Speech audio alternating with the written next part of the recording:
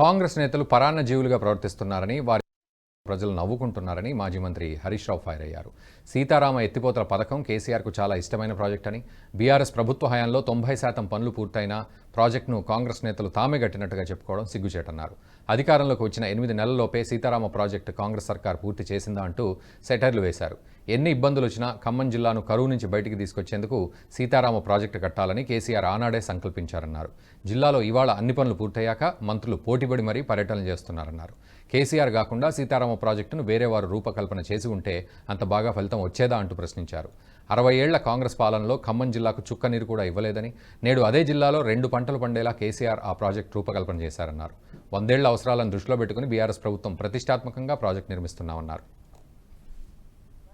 కేసీఆర్ గారు ఆలోచించారు, ప్రాజెక్ట్ అంటే 100 ఏళ్ల కోసం కడతాం, ఏదో ఒక రోజు కోసమో ఓట్ల కోసమో ఆలోచించేది కాదు.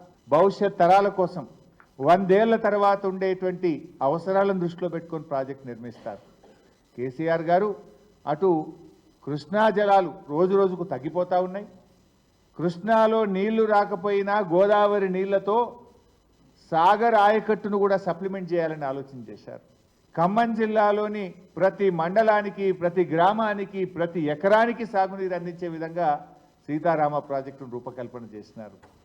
అంత గొప్పగా ఆలోచించింది. దీన్ని మేం చేసినామంటారు. ఏం చేసింది మీరు? ఇవాళ ఈ ప్రాజెక్టులో చూస్తే ప్రాజెక్టు మెయిన్ కెనాల్లో 8 ప్యాకేజీలు ఉన్నాయి.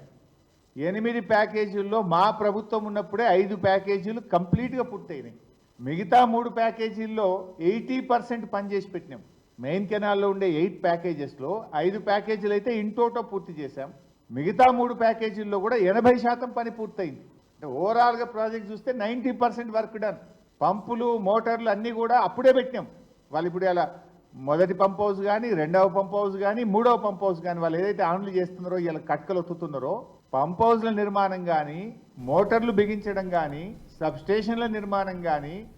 ఈ వీడియో మీకు నచ్చినట్టయితే లైక్ చేయండి, 10 మందికి షేర్ చేయండి. అలాగే కామెంట్ల రూపంలో మీ అభిప్రాయాలను మాతో పంచుకోండి. Nationalist hub group of channels ను సబ్స్క్రైబ్ చేసుకుని తెలుగునాట జాతీయవాద జర్నలిజాన్ని ప్రోత్సహించండి. ఈ వీడియో కింద ఉన్న బెల్ ఐకాన్ పై క్లిక్ చేయడం మర్చిపోవద్దు.